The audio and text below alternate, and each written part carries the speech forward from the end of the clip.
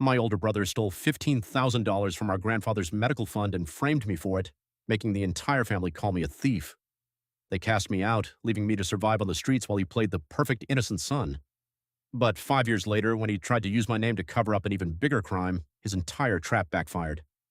Growing up, my brother Brandon was the golden child who could do no wrong, while I was always the scapegoat.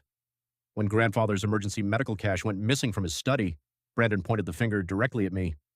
He had slipped my spare keyring into the empty drawer, creating the perfect setup.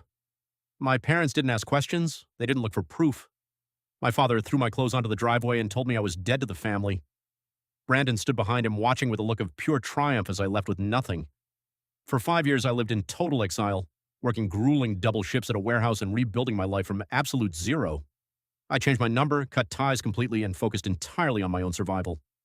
Then last week, out of nowhere, an investigator showed up at my new apartment with a warrant. Brandon had taken out massive fraudulent business loans using my identity, assuming I was too broke and isolated to ever find out. He figured if the bank came knocking, they would just blame the family thief. What Brandon didn't realize is that I had spent the last 3 years meticulously monitoring my credit and setting up fraud alerts. The moment the loan applications were submitted, I didn't ignore them. I quietly filed detailed police reports and gathered high-definition security footage from the bank branches he visited. When the investigator showed me the documents, I simply handed over a thumb drive containing every piece of evidence proving Brandon was the perpetrator.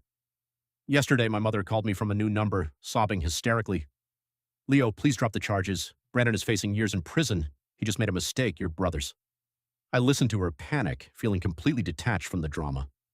"You called me a thief for 5 years without an ounce of proof," I said, my voice completely steady.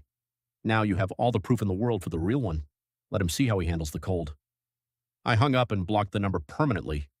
They wanted me to carry his guilt forever, but they forgot that the truth always records.